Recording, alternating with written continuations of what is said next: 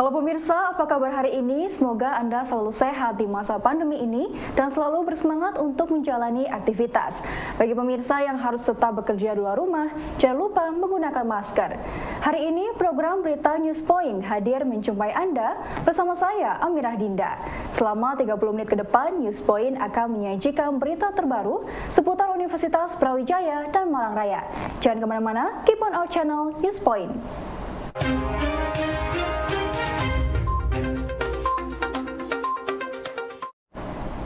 Pemirsa, Panitia Pemilihan Rektor UB 2022-2027 telah menyiapkan kampanye bagi para calon rektor secara hybrid. Ketua Senat Akademik Universitas Brawijaya, Profesor Arifin menjelaskan bahwa setelah pemeriksaan kesehatan, tahap selanjutnya adalah kampanye calon rektor. Kampanye ini akan digelar secara daring dan luring bertempat di Gedung Samantagrida UB pada tanggal 19 April 2022. Ada kampanye ya, tanggal berapa? 19 ya? 19 ya. Kampanye. Nanti dan setelah ada kampanye itu kan akan dipilih tiga orang itu. Jadi SAU menyelenggarakan Tanggal 21 pilihnya Prof. Kampanye ya. Jadi kampanye tanggal 19, kemudian tanggal 21 itu nanti SAU Senat Akademik itu akan memilih 3 calon yang akan diserahkan ke Majelis Wali Amanat. Kalau untuk model kampanyenya sendiri apakah daring, luring atau bagaimana, Prof? Luring dan daring, supaya seluruh warga bisa mengetahui calon rektor ini gimana. Pencatatan saham perdana GoTo menambah jumlah saham di bidang teknologi yang ada di Bursa Efek Indonesia. Saham bidang teknologi saat ini menjadi salah satu pilihan investasi bagi investor yang terlihat dari antusias ratusan ribu investor retail yang membeli saham GoTo. Secara umum ya teknologi ini memang sudah menjadi sektor baru ya, sehingga ya bisalah dijadikan salah satu tujuan investasi untuk saham teknologi. Dan saya melihat memang ada beberapa yang bagus, kayak BMTK itu cukup kuat fundamentalnya ya. Kemudian prospeknya juga cukup bagus dan juga cukup lama juga ya. Nah, untuk yang baru-baru ini ya kayak K atau GoTo, nah ini memang kalau dari segi komunitas mereka sudah besar, tapi untuk dijadikan investasi jangka panjang itu menurut saya kalau saya pribadi jangan dulu lah, mending untuk hit and run saja begitu. Jadi cuan sedikit keluar gitu aja. Itu untuk yang baru-baru ya. Kalau untuk MTK itu untuk jangka panjang saya kira, karena memang sudah punya histori ya, MTK ini sudah bisa dianalisis lah, sudah dibaca dan analisis secara teknikal.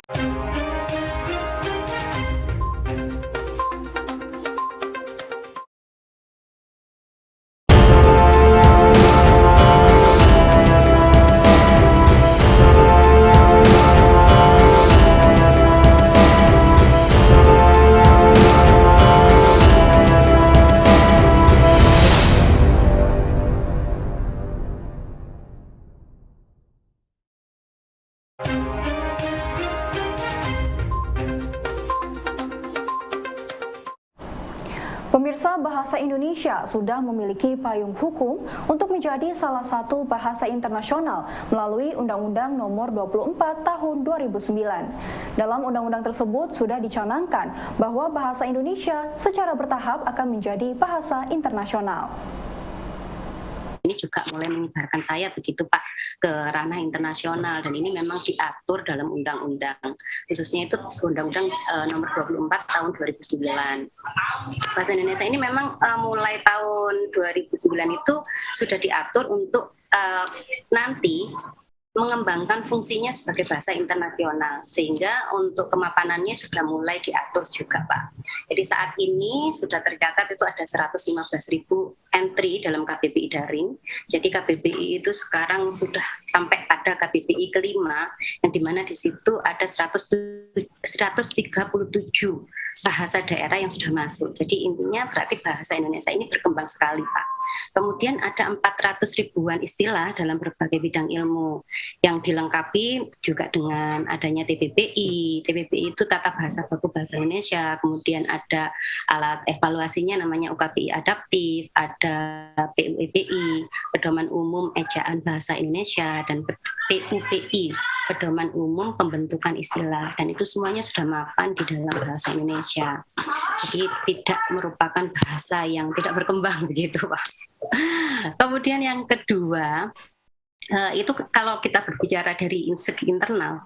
Sekarang kita berbicara dari segi eksternal ya. Bagaimana bahasa ini sudah dikembangkan begitu di ranah internasional, khususnya adalah di pembelajaran IPA bahasa Indonesia.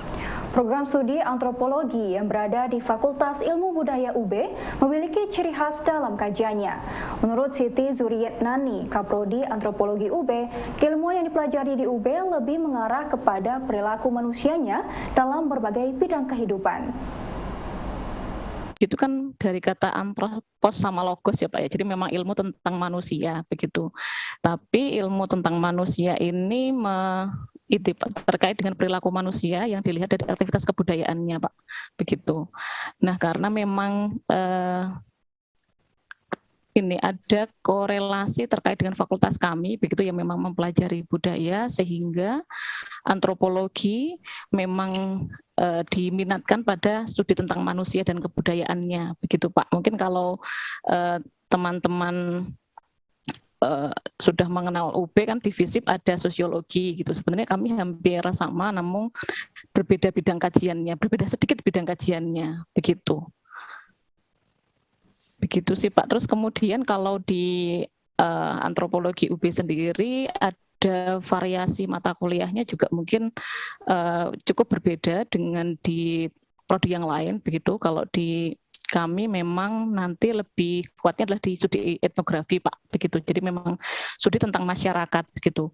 Masyarakat yang dikaji apa saja, banyak sekali aspek-aspek dalam masyarakat itu yang bisa dikaji atau dianalisa, misalkan terkait dengan pariwisata, terkait dengan ekologi, kemudian terkait dengan pertanian, terkait dengan maritim juga. Kami ada mata kuliah yang namanya dinamika masyarakat dataran rendah, dataran tinggi, dan juga masyarakat maritim. Gitu.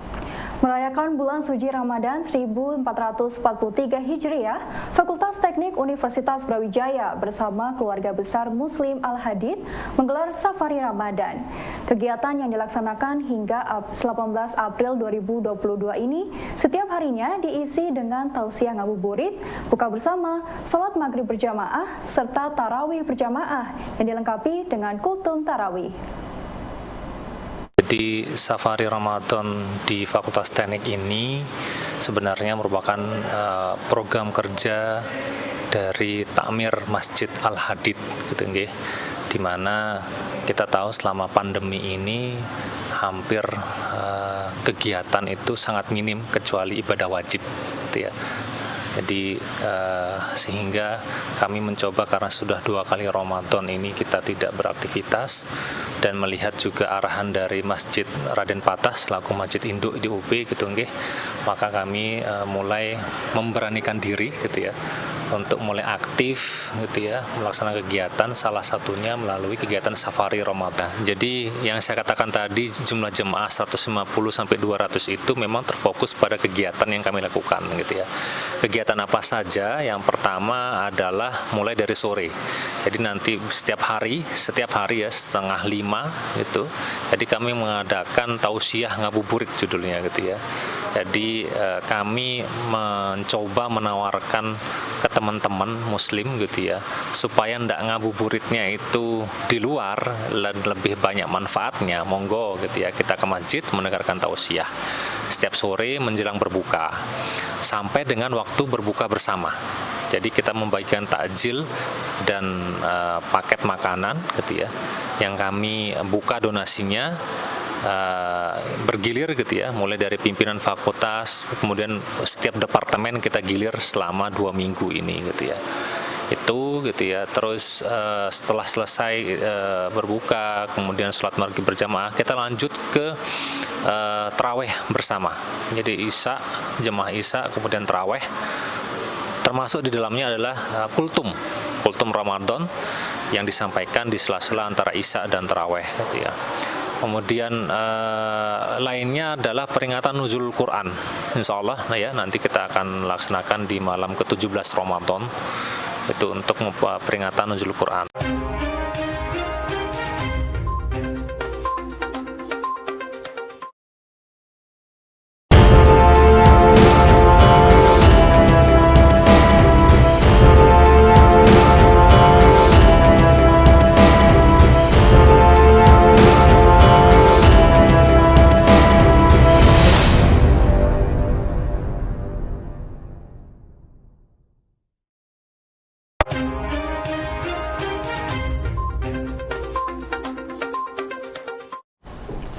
Aksi demonstrasi terkait wacana penundaan pemilu dan permasalahan masyarakat Indonesia dalam berbagai aspek diselenggarakan oleh Aliansi BEM Malang Raya di depan gedung kantor DPRD Kota Malang. Orasi dipimpin oleh pihak EM dari berbagai universitas di Malang Raya, salah satunya dari perwakilan EM Universitas Brawijaya, Muhammad Nurholis Mahendra selaku Presiden EMUB. Kita dari teman-teman mahasiswa dan juga masyarakat Malang Raya yang dinaungin oleh BEM Aliansi Malang Raya di sini akan lagi melakukan aksi solidaritas maupun menyuarakan aspirasi dari masyarakat terkait permasalahan yang sedang ini terjadi. Tuntutannya di sini ada 5 mengenai ada permasalahan IKN, ada permasalahan agraria, ada bahan bakar, ada migas dan juga ada minyak goreng seperti itu. Dan juga ada masalah bahan pokok juga. Tuntutan yang udah kita bikin secara naskah akademik juga sudah ada. Kita minta untuk pemerintah bisa mendengarkannya. Karena di sini kita langsung mendapatkan data itu dari masyarakat yang terdampak. Ya mungkin pemerintah ya tidak tahu mengenai apa yang sedang terjadi di masyarakat, masalah-masalah apa yang terjadi di masyarakat. Kita kasih tahu sekarang. Dan kita harap pemerintah itu bisa mendengarkan dan membenarkan lah permasalahan-permasalahan yang saat terjadi seperti itu. Yang di sini ada Aliansi BEM Malang Raya. Dan juga teman-teman masyarakat lain, ada NGO juga dan sebagainya macamnya. Sebagai upaya dalam melestarikan kerajinan keramik, Pokdarwis Kampung Wisata Keramik Dinoyo membuka jasa pelatihan dan edukasi pembuatan keramik bagi pelajar dan mahasiswa. Inovasi terus dilakukan oleh Pokdarwis Kampung Keramik Dinoyo, baik dari segi desain keramik, promosi, dan pemasaran untuk meningkatkan nilai ekonomi warga. Upaya ini mendapat apresiasi berupa anugerah kampung tematik Pokdarwis terbaik tahun 2021.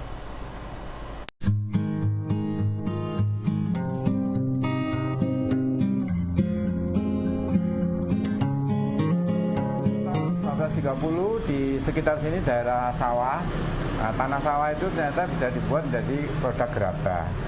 Kemudian tahun 55 mulai dikembangkan keramik porselen yang menggunakan tanah liat putih dan berkembang sampai sekarang. Dalam perjalanannya pemerintah provinsi mendirikan pabrik keramik sebagai proyek percontohan. Kemudian keramik porselen mulai dikembangkan sampai sekarang. Kalau saya belajar mulai 98, mulai merintis usaha tahun 2000. Ya, satu sisi kami membuat keramik sebagai sumber pendapatan ekonomi. Di sisi lain kami berpikir bagaimana supaya eksis di sentra industri ini, maka saya membuka diri untuk masyarakat umum, terutama anak-anak sekolah, mahasiswa mau belajar keramik. Berkunjung dengan paket edukasi. Sustainable menjadi tren busana muslim pada tahun 2022. Tema ini dipilih oleh para desainer karena melihat perubahan perilaku konsumen yang memiliki mobilitas tinggi dan menginginkan busana yang fleksibel untuk berbagai acara. Desainer busana Andi Sugix mengatakan bahwa sustainable yang menjadi tema tahun ini tidak hanya dari sisi desain tetapi juga bahan bakunya. Hal ini menjadikan material baju yang ada lebih mengakomodir berbagai bahan termasuk unsur bahan zero waste.